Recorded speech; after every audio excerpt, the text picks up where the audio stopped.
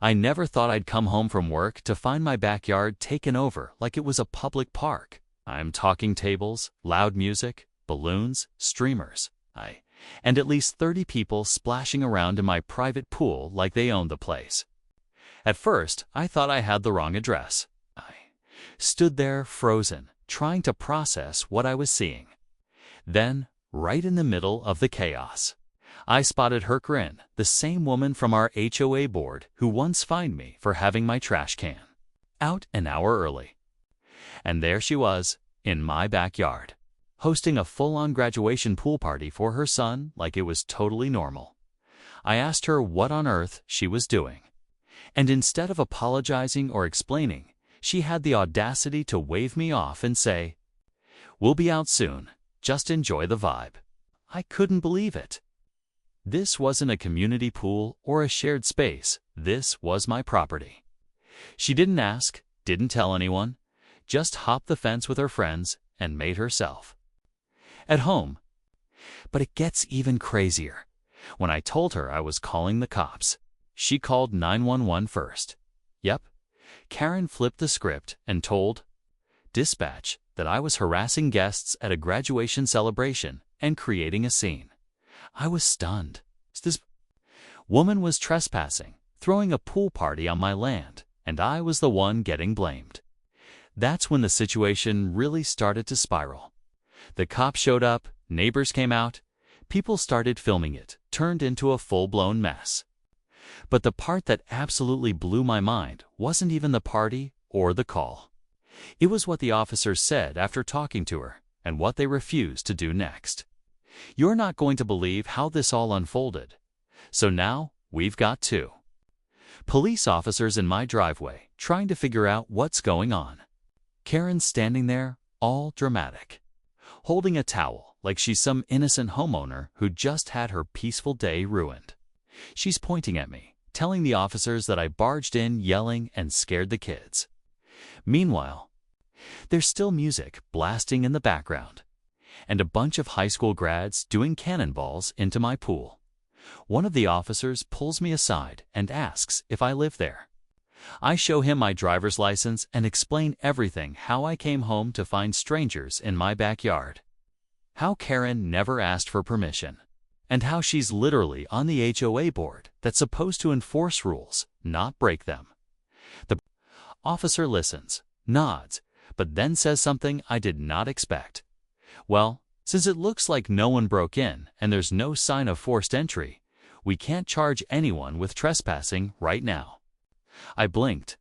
You're telling me someone can throw a party in my backyard without asking, and it's not trespassing? He shrugged. It's complicated. Civil matter. You might have to take it up with the HOA. That's when it clicked. This wasn't just a random overstep. Karen knew what she was doing. She probably thought that because she's on the HOA board and had access to keys and community contacts, she could get away with it. Like somehow, being on the board gave her the right to treat my home like her personal clubhouse. And to make things worse, she started telling everyone at the party that I agreed to it last month but just forgot. Now some of the parents are giving me dirty looks like I ruined their kid's big day. At that point, I realized something much deeper was going on, something I hadn't seen coming at all. As I stood there trying to keep my cool, I noticed something strange. The side gate to my backyard had a new padlock. Not mine. It was one of those coded ones, and I definitely didn't put it there. That's when it hit me. Karen had planned this. She brought that lock, sealed off my yard, and turned it into her own private venue, like she owned the place. And she did it knowing I wouldn't be home during the day. The level of entitlement was unreal. While I was still talking to the officers, a couple of neighbors came over. One of them, Mike, leaned in and whispered, "You're not the only one she's done this to. She tried to reserve my driveway for a wedding party last year." I stared at him, stunned. "You're serious?" He nodded, but she backed off when I threatened to get a lawyer. That was the first time I realized Karen's behavior might not just be a one-time incident. Tind was a pattern. Meanwhile, I could see Karen across the yard, whispering to her friends and pointing at me like I was the problem. Her son, who was clearly embarrassed, tried to keep the mood light. But even some of the teenagers were starting to ask if they should leave. But Karen wasn't done. She walked up to the officers and said, loud enough for everyone to hear, "I think he's just upset he wasn't invited." That one sentence nearly set me off.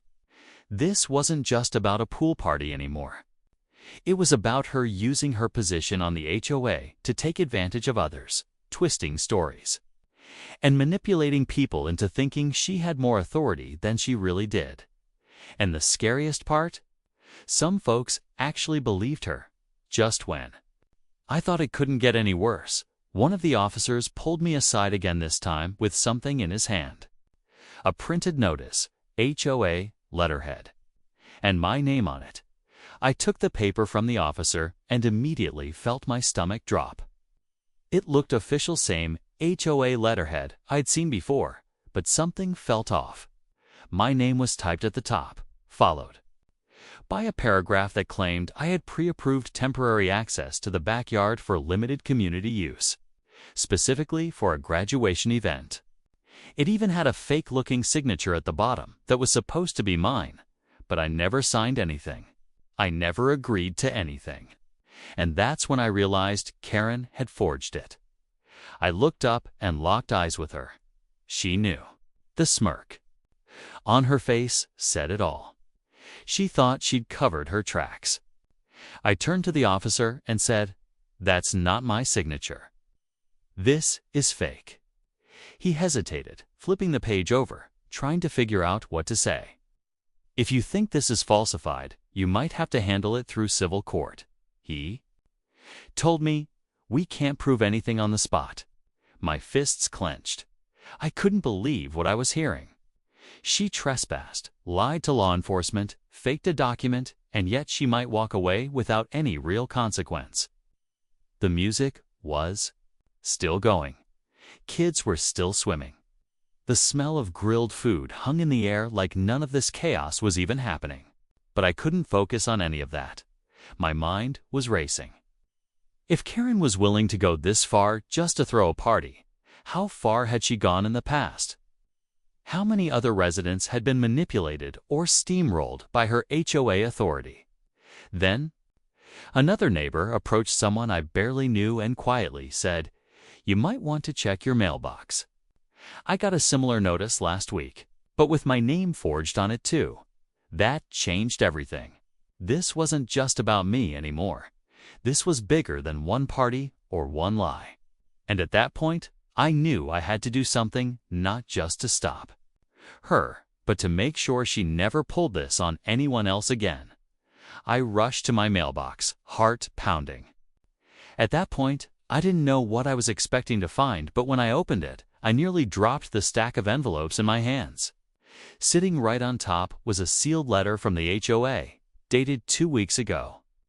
It was addressed to me, sure, but inside was something I'd never seen before. A supposed event coordination agreement giving Karen temporary rights to supervise and access common outdoor areas adjacent to board member properties. The problem: my property isn't adjacent to any shared area. It's completely fenced in. And once again, that same shaky version of my signature was at the bottom. My head was spinning. If the HOA had actually mailed this, it meant either Karen somehow manipulated the system from the inside door. Someone at the HOA was helping her. I pulled out my phone and called the HOA main line. Straight to voicemail. Called again. Nothing.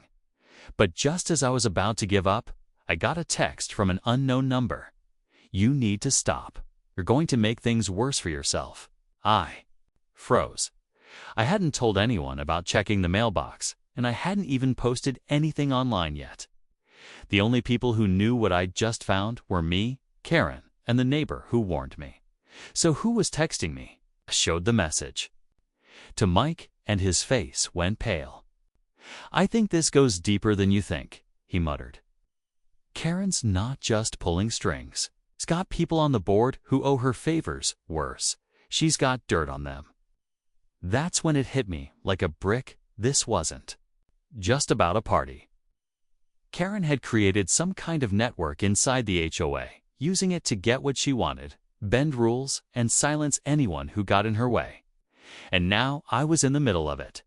Exposing her wouldn't just stop one party. It could blow the lid off something much bigger.